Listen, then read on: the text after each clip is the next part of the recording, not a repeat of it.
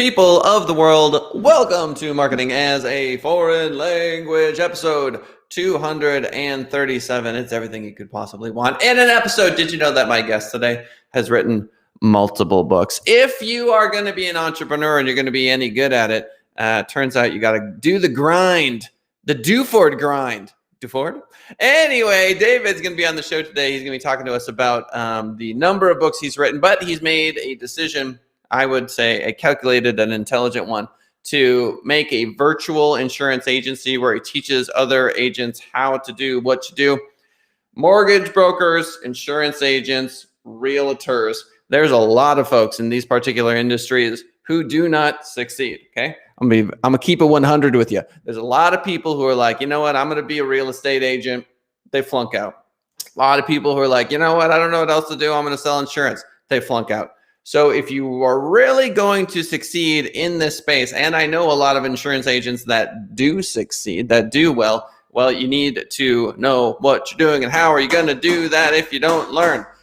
Folks like David coming on the show in just a moment are the kinds of folks you want. Now, writing a book, it seems kind of easy, I guess you could say, because everyone's got a book nowadays. But let me tell you, as the author of a book, it ain't. And that is not an easy thing to do. And to write multiple books is even more challenging. So I'm very excited for our conversation today. Ladies and gentlemen, welcome to the show, David Duford. Howdy. Yeah. So what is it about insurance agents that they fall into this? You know what I mean? There's a lot of folks you don't see a lot of third graders being like, I'm going to sell insurance. You know, that's not right. Doctor, lawyer, engineer. It's always this sort of stuff. Right. And I think there's a stigma against insurance agents many times where it's, you know, people think, oh, like you probably wanted to do something else that didn't work. Now you're selling insurance. There might be a truth to that, and I'm not judging. I'm just saying this is kind of the thought process. So walk me through the typical person that finds themselves going, you know what, I do want to work with you. I want to, you know, is it they want to create their own schedule? Sure. What is it about them? I think it's just a kind of this nagging feeling inside of them that they want entrepreneurship, or at least the perceived benefits of it. They are tired of taking orders from somebody else, making somebody else rich. They might be in a position in life where they're unhireable. There's a lot of people that get to their late 40s and 50s that are overqualified and nobody will hire them. They call it ageism. I get a lot of that as well in the business. But people, like you said, and essentially you're right. People don't dream about being an insurance agent. They kind of stumble across it. That's how I did it. And realize how big of an opportunity it is. Mm-hmm. You know, I'm reminded of that gentleman who's really popular, Dirty Jobs. You ever come across this dude? Yeah, I know. He's all about like, look, there are people that have to do some jobs that, you know, sewer technician, you know what I mean? Like cement layer, like these jobs that you don't, when you're, you know, in third grade, you don't go, I want to, you know, work in a sewer, garbage man, this sort of stuff. Right. And he goes, don't be stupid, right? Be an adult and understand that most jobs that people do, I don't care how romantic you want to make them, are very difficult. Imagine being a surgeon, being $1 million in debt, and going, you know, I don't necessarily want to be cutting open chests anymore and repairing hearts. Like you're over it. Like that's a dirty job too. It's just societally we look at it and go, oh, they're saving lives and they're amazing. We look at them like they're these, you know, demigods. But at the end of the day, most jobs are very challenging. So I think it's unfair to put insurance folks in that category. But what a grind though. Insurance sales. I mean, you gotta be emotionally tough. You know, you got to be tough, don't you think? A lot of rejection. Yeah, I mean, I was talking to a newer agent today, and he said, "So, can you give me some kind of tips about what to expect as a new agent that's selling insurance?" And I said, "You got to get used to people rejecting you, and they're not really rejecting you. You got to also adapt the right mindset. You know, there's a paradox in this business, and this is of sales of anything as much as insurance sales, and that's you're going to hear no more than you're going to hear yes." Now the no's they're not rejecting you. They're rejecting your offer. They're rejecting your product. It's not personal, but a lot of us take it as that, right? And it's just, we're human. But even the best agents that make a lot of money, very successful year in, year out, they hear no more than they hear yes. And likely they hear no as a whole more than the new agent because they do more activity. But they also end up with more yeses. So, and it's a thing that never changes. If you've never worked straight commission sales in anything, it's a weird thing to be rejected. You think everybody's going to run to you and want to buy. No, they actually do the opposite. They run away from you. And somehow you got to pull a few of them that are interested into buying from you. And that's kind of the thing you got to learn how to adapt to. It is a totally different animal if you've never had any kind of straight commission sales work, for sure. Our schools do very little to prepare people for this sort of emotional roller coaster that is any sales of any kind. I took my daughter out to the park and she had all of these little pieces of art. And I love this girl. She is so cute. And she goes out there and they're all like $20, $15, $14.97, like way inflated prices for like the value of the art as far as I'm concerned. I'm kind of embarrassed. I'm kind of like, but we go out anyway. And she is such a great salesperson. She's going up to people, art sale, art for sale. Like she is just not afraid. And people start coming over and they're like, you know what? I got 14 cents. She's like, I'll take it. Like 99% discounts on her art at the art sale. It was just so precious. And she ended up making like $3.40 some cents. And she gave two of those dollars to her secret crush. That's cute. It's her money. She can do whatever she wants with it. Right.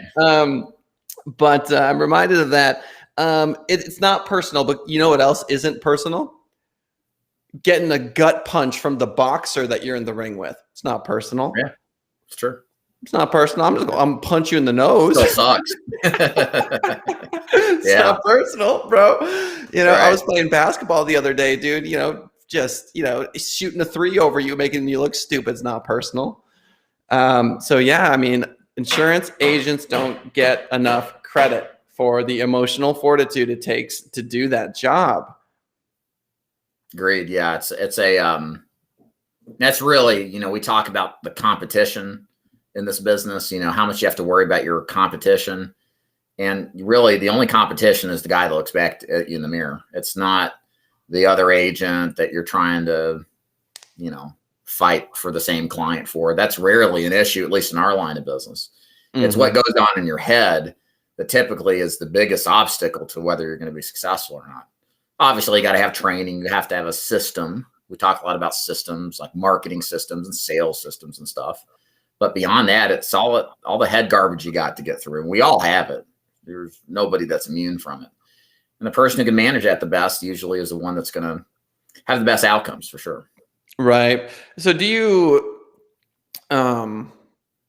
advise people to build relationships on Zoom? No. Okay. So what are they doing? How are they getting in front of folks? What's the marketing strategy? Yeah. So we sell to seniors, and our seniors are used to a behavior pattern that is, I guess, the traditional way to sell. And that's largely face-to-face, or at times, and more so certainly since the pandemic started, completely virtually over the phone.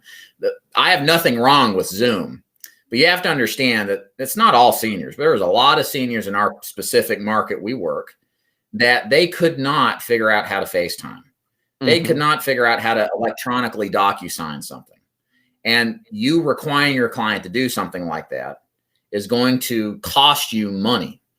So what we do instead is we make a frictionless process by just having them talk to us. Most people can talk still, and that's all we need to convince people, either face-to-face or over the phone. So we really haven't gone the Zoom route. That probably will change in 10 to 20 years when people in their 40s who have used Zoom, and Zoom will be a kind of a customary thing. That'll kind of probably transition to that. But right now we're still with the old-fashioned stuff. Pick up the phone and talk, or just drop it. Wow. That's for people that have never done phone sales. Holy, you have to change your very being You have to You become do. a completely different person. Oh, I did it one summer and it was excruciating for me, my personality type. However, and look, I'm a sales guy. You gotta understand that as a business owner, it's what I do. I Yeah, sell, sure. I love getting in front of a room of people, razzle dazzle, right? Do the whole speech and that sort of thing, and have people come up to me after the Right. fact. That's my favorite way of selling, because stage time has never scared me. I was a singer in a bunch of bands, the whole music stuff. Like, I like that style. The phone style for me, holy, please, Lord, no. I'm just begging you, don't make me do it.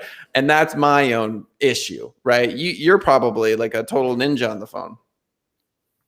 Yeah, no, it's funny. I'm a face-to-face guy. I'm really an introvert at the end of the day. I hate groups. Like, I'm a homebody. I'm more comfortable sitting in front of an audience of hundreds on a Zoom or a YouTube live or whatever than getting in front of an audience of the same amount of people in person. It's just very daunting to me. It's just very nerve-wracking. But when it comes to sales, I like face-to-face on an individual basis. I connect well because I'm introverted. I'm really interested by people and connect better when it's a private audience, you know? And that's what's cool about this business is you can find your strength. There's all sorts of ways to do it. There's people who do seminars, they put on meetings and do the razzle dazzle, like you said, and have people come to them.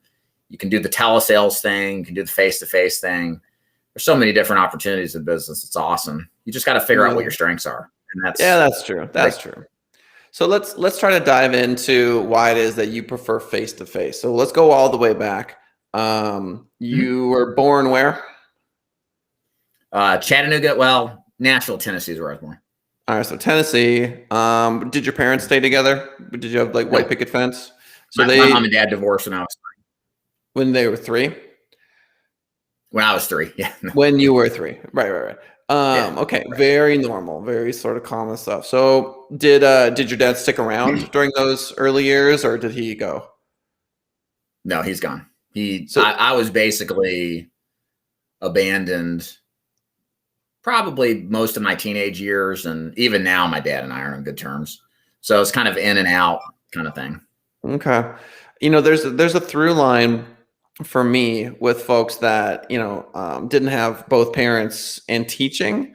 I feel like a lot of great teachers are able to conjure up what they wish they would have had early in life and to give that, because that's a very fatherly thing to do, is to take people under your wing. Because it's funny to me, because training in and of itself is it seems so cut and dry. Like, here's what you do. Go do this stuff. It's that simple. Like, if you do these things, you will make money.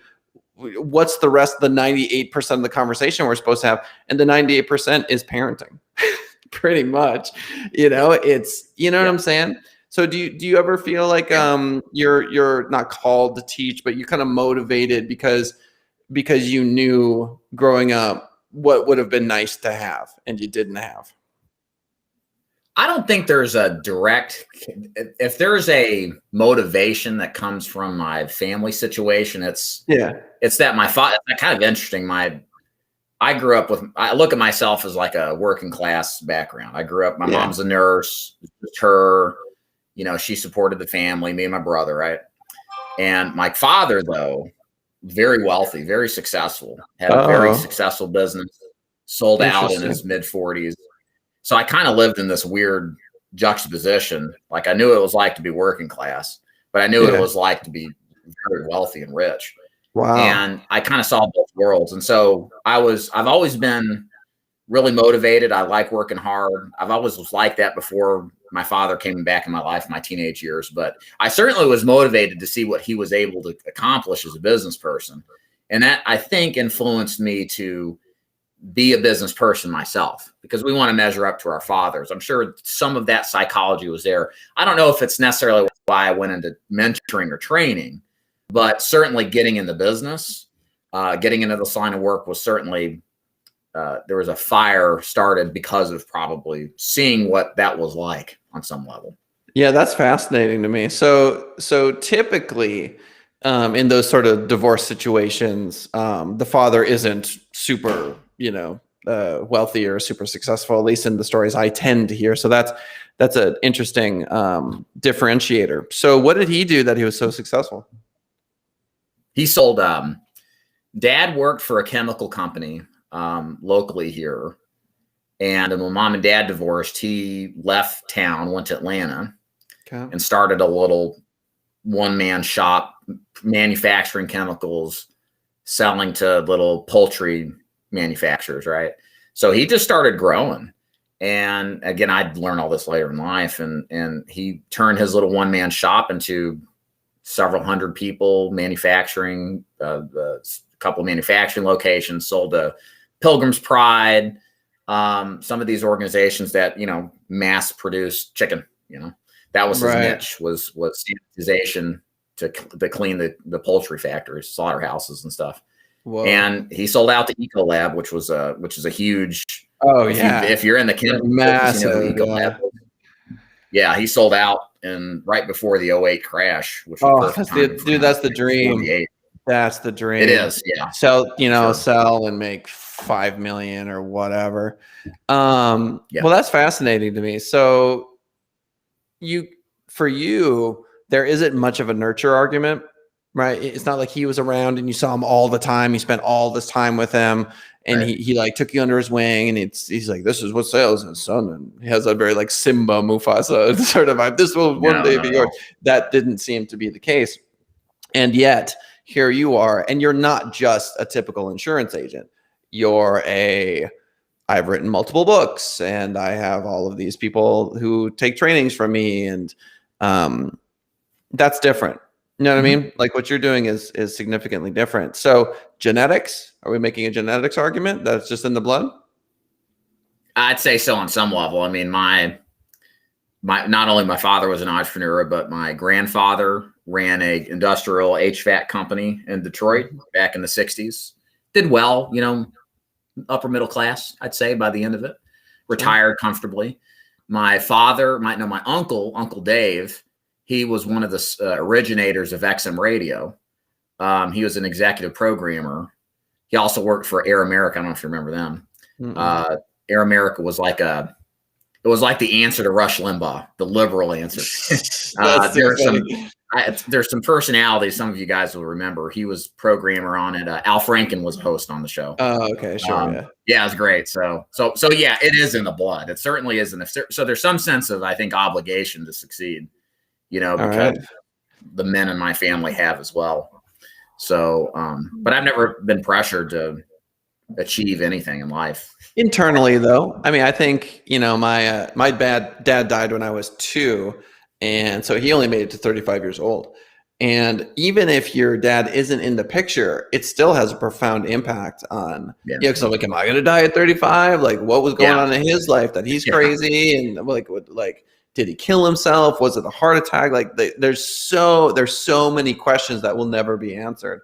And so when I turned 35, I broke my foot doing Taekwondo, and I had a trip to go to the beach in San Diego, and I went anyway. And I had this sort of, this moment where I'm like, I'm older than that dude ever was. And I hobbled around on a broken foot. I did 20,000 steps on this broken foot. And there's just something spiritual to the way that we relate to our ancestors. And we all do it. We all, even if you have very little information about these people, it's just part of the human experience. And so you do measure up. And so, I find that your particular story and how you got to where you got, it's just no coincidence, especially with the books. I keep coming back to the books because as an author myself, I know it's, and yes, you can judge me, women, for making this terrible analogy, but it's kind of like having a baby a little bit. Rolling your eyes over there right now. Exactly. She's like, you don't know Jack, you stupid. And you're right, women. You're right. I'm wrong. I'm sorry. But dude, push and push and push and push, and it's 9 months. You know what I mean? And get the graphics and get the ISB number, and then you put this thing out there, and I don't know, did anyone read your book? Like how many sales were there? Like for many folks, you put a book out there and you use it as a sales tool, which I do. And that's cool, but I'm not some New York best-selling author over here, and this is true of 99% of people who, are authors nowadays. It's like, I know just a handful of people who have sold like tens of thousands of copies, and it's usually not their first book. So talk to me about your books. Did they sell? Did they not? I'm not judging you if they didn't. Yeah. So I wrote the official guide to selling final expense insurance. It's the red one over here on the shoulder. Yeah. I wrote that back over the course of a couple of years. I wrote half of it, tabled it for a year, came back and did the rest of it, in like 3 months. And the idea behind it was more of a sales tool, plus a passive income generator for sure. But understanding it's a book, it's not going to make a lot of money. But the idea was as people read through this, they're going to arrive at the conclusion, hopefully, that, hey, this guy knows what he's talking about when it comes to selling, in this case, what we call final burial insurance, final expense life insurance. And if some of them were acclimated to the idea that they wanted to work with a professional that knew what he was doing, then this would be like the perfect sales tool, subtle sales tool. Exactly. And it did well. It did well the first. I tied the sales of the books with funding somebody in our community who was getting stem cell implants or something like that, because he had a real debilitating neurological disease. Yep, that's called cause so marketing. I wrote the first for you. Yeah, I wrote the first month's check of whatever I sold went to this gentleman, and made it a little, used it for some publicity. But after that, I mean, for years, a year or two, I'd sell 10, 12 a month. I had the advantage. There was only one other book in my niche, maybe two. They were terrible. They weren't very good. But as what's happened in our business is the interest level has just grown precipitously. And I'm clocking in sales-wise with this particular book higher than I've ever had, even in 2021. Let's go. Yeah. Good for and you, man. Again, it makes a little bit of money, but the key reason to do it, and you don't have to, and I'll give you a perfect story. I had a gentleman who contacted me, multi-million-dollar insurance agency owner, not a techie, old guy, seasoned citizen, in his 60s. There we go. Yeah. And he read my book and was impressed. And he wanted to structure a deal where we were going to design a product. It didn't pan out, but if it did, it would have been fantastic. But the point is, I got in front of somebody that wouldn't have found me on social media, that relied on the old ways. And there's a lot of old people that are in the insurance business. The average age is 60. So a lot of them do the traditional thing, buy books, create a connection that way with people.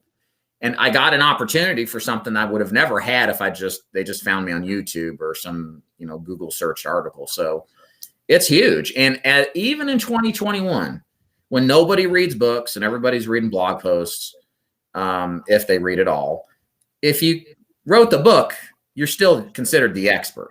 That's right. Is something that's powerful. And even if they don't read it, they'll just say, oh, he wrote the book on it. He must know what he's talking about. It's an assumed authority. Yep. I will give people a signed autographed copy of my book, and a part of them cringes inside and a part of them is happy. The part that cringes is like, oh, he's going to expect me to read this. I don't want to read this. And then, and then the other part's like, well, cool. I got, autographed copy of a book for free. And because the cost to me is $3 and some cents, which it's the best business card ever in the history of ever. Right. It's just phenomenal. And it reminds me like, oh, I got to go back and create an updated version, or I need to write a new book, because it's been in my business, it's like relevant for 6 months and then it becomes irrelevant, which is annoying because I tried to write an evergreen book, where the basic thesis was that everyone advertises all the time and it's just an innate human quality. This is an ad. Everything we're doing here is an ad. Even if we're talking about your father and, his business is still an ad for you, and so the premise of this show is, because people can binge watch these episodes. So like, let's say you come on in 5 months and then 8 months from now, you do episode 3, and 5 years from now, we're on episode 12. Because people have time in front of their computers, It's just this huge advertisement. It could be like a 5-hour long ad eventually is the idea. And so for folks listening, just look at Joe Rogan, 3 hours, 2.5 hours, 2 hours. He might have a guest on. Again, people have time to sit down. They may not be 100% focused on what you're doing, but nobody's reading every word of your blog post. That ain't happening. They're probably not even reading every word of your book. They're doing what people do and just being like, oh, dude, I'm on page 7. I can't remember a single thing of what I just read because the mind is just wandering. It's what it does. Right. But 1056, I feel like we did a decent job of getting a good sense of the childhood, or just those couple, moments, the big ones. We'll pick up on that next episode. I want to make sure that you have a chance to pitch what you want to pitch. So why don't you tell the folks about just if they're interested in being an insurance agent, why they should reach out to you, that sort of stuff. Yeah, so my specialty is I train largely new agents, sometimes experienced agents, on how to sell specific products like final expense insurance, Medicare insurance, as well as annuities. Somebody who's entrepreneurial that wants to have their own business, who's looking in the insurance business, what we do would be a perfect fit. If you want to learn more, my website's davidduford.com. You can check out a lot of my content there. I'm also on YouTube. You just put my name in, David Duford, into YouTube. You'll see my channel, tons and tons of videos. I've been doing videos since 2014. So you get to get a good idea of who I am, what I do there too as well. Mm-hmm. So we have a few minutes, so I want to dive in. We're not going to have enough time for this, but I'm going to say it anyway. Burial insurance, okay? End of life insurance. It's the same sort of morbid space that probate attorneys find themselves in. Well, I don't like talking about if you die, but when you die, and life insurance and this sort of stuff. So you are kind of playing with death all the time, right? You're always in that space. Basically. Yeah. So what's that like? So it's funny. You mentioned earlier, I think you said something about being on the phone and you take this kind of character, and well, everybody in sales does that. We all have kind of a persona in a sense. You want to be sincere and genuine for sure, but you take on, you're like an actor on a stage, right? Right. And my strategy always, and it wasn't intentional, just worked out this way automatically, and I started noticing it, is I keep it light. I keep it funny. Like when I was sitting down with clients, and it depends on the client. If they're morbid, I'm not going to make fun of this stuff, right? But we'll talk about, do you want to be buried or cremated? And you'll have people say, I don't want to be cremated. And I'll say, hey, yeah, so you don't want to burn twice, something like that. Right. Yeah. They get a good laugh at it, or they'll say it and then I'll laugh, or when we're talking about budget, we'll say something like, so you probably don't have a money tree out back. And when you're talking to fixed income seniors, are like, well, when you find one, let me know, kind of stuff. So I always kept it light and easy, because this is a morbid topic to talk about. Yep. But my strategy is not the best strategy. We teach a lot of new agents now. Hey, look, you've got to be straight up and get to the heart of the matter. You got to picture the hearse backed up against the front porch. Right. Dan Kennedy, I'm sure you know who Dan Kennedy is. He talked about a marketer in the insurance business suggesting the same kind of strategy. Is like, when you talk about burial insurance, they got to see that hearse backed up, because we avoid the idea of death. And you got to talk about what happens if you die tomorrow. How is this going to be covered? What are your kids going to do? Do you want them to pay? How are they going to pay it? And you've got to have them see it for what it is, and its rawness. And there's a famous person in this business called Ben Feldman, Guinness World Book of Record salesperson. And he coined the idea that you have to ask disturbing questions. There's no way to get around it. You have to, if you're going to sell anything with life insurance, because you got to die to get it. It's the most intangible product out there. You got to disturb them to move. And there's just no way around it. I mean, I try to make it light, but it's disturbing. You know what? I met this dude at a wedding once, and he's a sales guy and really successful. And we are in the wedding, the wedding was happening, and he turns over to me, and there's this like teleporty sort of, I don't know.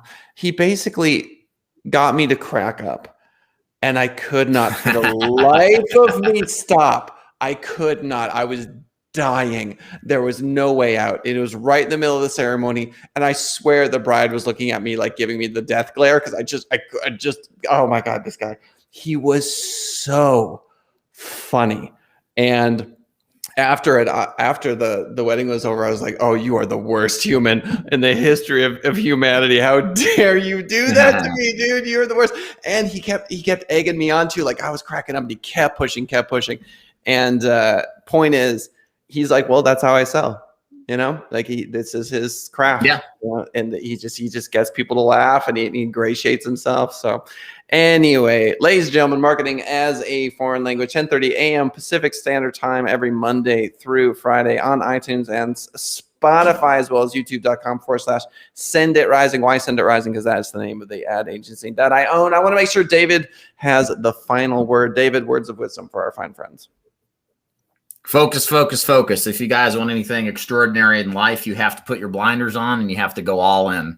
Burn the bridges, damn the torpedoes. That's what it takes to have anything out of the ordinary. Don't forget it.